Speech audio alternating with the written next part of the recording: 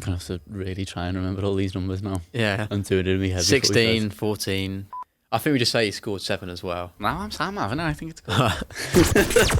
This is The Agenda. I am Dan Austin. This is Joel Rabinowitz, and we are from Liverpool.com. And today we've got around the table and we're going to talk about Ryan Fraser because he's been linked to Liverpool this morning, and basically we've been having a chat in our office and want Liverpool to sign him more than any other footballer on the planet, I think, is the position that we've ended up getting to. You could offer us Mbappe, you could offer us Messi. Me and Joel want Ryan Fraser. He played really well last season. He's available for, in theory, a bit of a reduced price because he's only got a year left on his contract. He's 25 years old. I think he's really, really good. And if Liverpool want someone who can play across the front three, or especially come in off the left onto a right foot, a la Mane, it seems like a bit of a no-brainer to me. Yeah, it seems like it makes too much sense, really. I can't work out why there's not been a lot of noise about him this summer in general. The one that always sticks out to me is obviously that 16-17 away game. We were 3-1 up with half an hour to go. Fraser comes on the pitch, turns into prime Lionel Messi, and Bournemouth score 3 goals and win it 4-3. I honestly think it's the best individual performance I've ever seen from a footballer. I'm struggling to think of anything better than that. Unbelievable. Yeah, it's not just that though. Like last season, his numbers were unbelievable in the Premier League. So he ended up with 14 assists, which was second only to Hazard, but his expected assists was 16. And he got 7 goals. The expected assist basically means that he's putting them on a plate for people and they're missing the chances. So he's doing his job. And that's for a team that finished 14th in the Premier League. And as you said, all the other kind of background stuff about him, the fact he's 25, which is perfect. It means he's a couple of years younger than most of our front three. So if you're talking about building for the future, he's one. As I said, he plays for a club that's kind of lower mid-end of the Premier League. So in terms of trying to sell it to a player, come to Liverpool, you might not get straight in the starting 11, but you'll get 20, 25 games a season. He's probably more likely to accept that than someone like, say, Nicolas Pepe, who would probably want more of a guaranteed starting spot. So yeah, for me, he's also probably good mates with Andy Robertson, I'd imagine. That's based purely on nationality. Yeah. They might hate each other. They're probably the 2 best players in that team as well. So yeah, the idea of them linking up down the left, I'm into it. It does just feel like it's really sensible, and it's very Liverpool as well. So, for example, whenever Liverpool were vaguely linked with Nicolas Pepe, it just didn't seem like something that made sense to me to go and buy a footballer for 80 million euros that's not necessarily going to get a start when you've already got brilliant players in those positions, and he's sort of an established superstar by this stage, and you'd be competing with all these other big clubs and you'd have to pay him a lot of money. It didn't seem like a very Jurgen Klopp thing, a very Michael Edwards thing to do. Buying a player of his profile, or Ryan Fraser, from, as you say, a team lower down the division, someone that's probably going to be happy just to play for Liverpool and not expect to be starting in the Champions League final if they get there again, or not expecting to start away at Manchester United in October when we're playing there. But we'll come off the bench, play well, know what his role is, just feels like the right thing. And they've done it before with Gini, Wijnaldum, Andy Robertson. Those are some of Liverpool's biggest successes in the transfer market under Klopp. You know, you can do the whole, well, they went and spent the money on Alisson and they went and spent the money on Van Dijk and that fixed everything. And that's all well and good. But this isn't a problem position for Liverpool. It's not like they've got an issue in the first team that they have to go and fix. So they're not going to spend 60, 70, 80 million pounds on a forward if they are at all. So it feels like, in terms of Liverpool's remit, in terms of the kind of footballer they go for, and the type of man they go for as well, we know from the way that they always speak about footballers when they sign them, that players' personalities and identities are very important to them, not just the way they kick a football. It just feels like everyone should just decide that that's a thing that needs to happen now, and everyone should be happy with it. Like Bournemouth should be going, yeah, he's only got 1 year left of his contract, we'll sell you him. Ryan Fraser should be going, yeah, I get to go for Liverpool, and Liverpool should be saying, yeah, you'll be a perfect fit. I don't see who it doesn't make sense for. That sounds like we cracked it. I mean, I think the thing is, you look at the makeup of the current team, like you mentioned there, Robertson came from Hull when they were relegated, Van Dijk obviously from Southampton via Celtic, Gini, Wijnaldum, Newcastle relegated, Sadio Mane even from Southampton. So a lot of the team, which is, we'd all say is probably, if not the best, one of the best Liverpool teams of all time, is made up probably almost half by players from kind of the lower reaches of the Premier League who we've taken for kind of not that expensive fees, and people have not been necessarily that excited when we bought them, and Klopp's had a specific idea for them, and they haven't been like big names or fashionable signings, but he's had an idea, they've come in. And I think also that kind of idea of you're buying a player who, for them, it's a massive deal because they're making a huge step up in their career from the lower end of the Premier League to a club like Liverpool, kind of drives them on to do even better as well. So I think you get that with Fraser. I also think we're trying to kind of create a scenario here whereby this could happen. We have no idea if there's actually any interest. We've established there should be. But Bournemouth in the last few years have been a bit of an ideal club for Liverpool, really, in terms of taking off players. We sold Solanke for about 20 million after he scored 1 goal in a year for us. We've got 15 million for Jordan Ive and 6 million for Brad Smith. So Eddie Howe's no stranger to taking players off. So I'm thinking Harry Wilson, we've all been talking about in this pre-season. Is he going to get a chance to stay at Liverpool this season? Is he exactly what Liverpool need? And I think he's kind of that. He's the opposite to Fraser in that sense. He's a right-sided left footer who cuts infield. And as we said, we've already got them. We've got Shaqiri there. We've got Salah as the main one. And Wilson's not really got the kind of searing pace that our front three really plays with on the transition and the counter-attack. Fraser's got exactly that.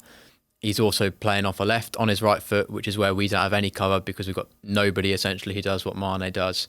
So you're looking at where Wilson could go. I think he's a Premier League standard player. Bournemouth would seem stylistically quite a sensible choice for him. So if there was some kind of scenario there where they were willing to take him on, I'm trying to envisage a swap deal scenario there. Whether that actually happens, I have no idea, but it could make sense.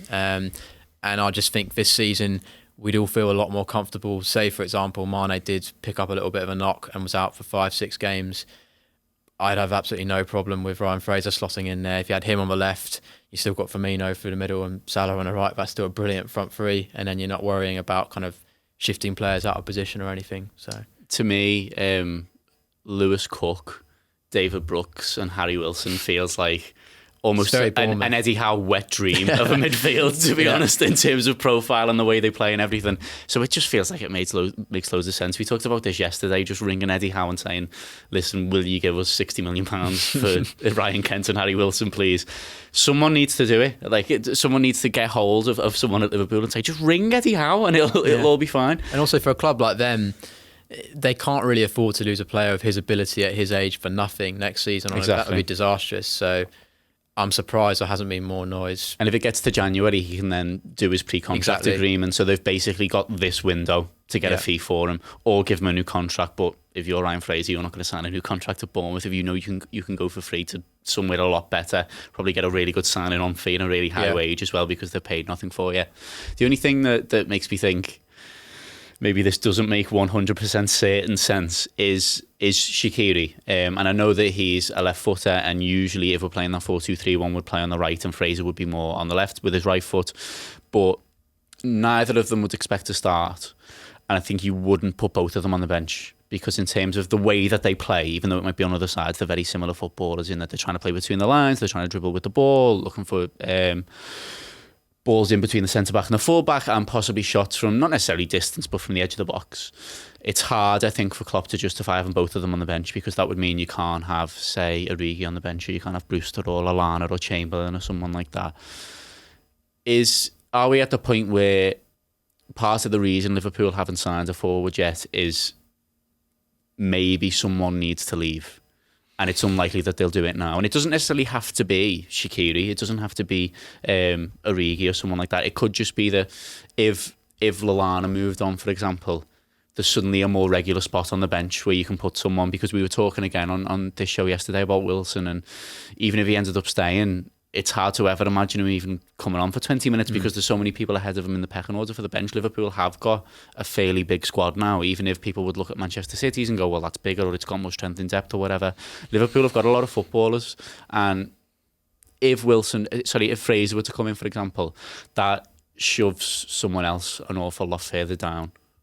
Yeah, I think we're at that kind of equilibrium point really where Klopp, you sense that he doesn't want a massive squad. He wants to kind of feel like all the players he's got have got a reasonable chance of being involved on a fairly regular basis, because in terms of squad harmony and the balance and everything and how things are kind of in the dressing room, you don't want to feel like you're kind of keeping good players out of the team and not having any chances for them. So I think that's where right now Liverpool are in a really tricky spot, because if you brought in someone like Fraser right now, like you mentioned, you've got Wilson and Shaqiri still there. You've got Brewster and Origi going to be hoping for significant minutes. And then the main front three are going to play most of the games when they're fit. So I feel like that might be one too many. You mentioned Lallana as well. It does feel like one more needs to give way before we get someone in. And I think that's been one of the interesting things this summer. There hasn't been a huge amount of talk about Wilson going. There's been murmurs here and there, but nothing that concrete. I think realistically, for this kind of dream Fraser move to happen, I think you would probably have to be looking at Wilson going, at least him, because, as I said, I think you just reach a point otherwise where you're saturated. You feel like you want to have loads of good players in every position, kind of as a fan, but I think as a manager, that's a more difficult task to manage. You've seen it with Man City. They kind of managed it sort of last season, where they had essentially 6 or 7 pretty much world-class players for the front three. You know, their first choice was probably Aguero, Sterling, Bernardo Silva off the right. But then if you had all 3 of them out at one time, you could probably play Jesus, Sane and Mahrez. And that's how you end up with a situation where Leroy Sane is looking like he wants to leave. Exactly. Sane's kind of been strongly linked with Bayern. Whether that happens or not, I'm not quite sure. I'd be all for it, to be honest. But yeah, that's the problem you end up with if you have too many players who are kind of a level where they feel they should be playing regularly. So that's one where there may be a bit of doubt about whether Fraser could happen. I think the Wilson thing is really dependent. And like you said, if we get to January, for example, if the right move doesn't come round for Wilson right now and he's still not getting his game by January, that might become an option. And then you look at players like Fraser who are out of contract next year. Maybe some movement happens then. But I think right now, we're at a point where I don't see Klopp bringing in that player until he frees up one more space in the squad. Right, that's all we've got time for now. Hopefully, Michael Edwards is watching this and is now going to immediately get on the blower to his opposite number at Bournemouth and offer this swap deal, and preferably bring Adam Smith back with him as well. Just take all of Bournemouth's good players and sort our positions out. But I hope you've enjoyed the video anyway. If you have, make sure to subscribe on YouTube and also press the little notification bell that's next to it. That means that you won't miss any videos in the future. For now, though, thanks from Joel, thanks from me. All the best. Enjoy your day.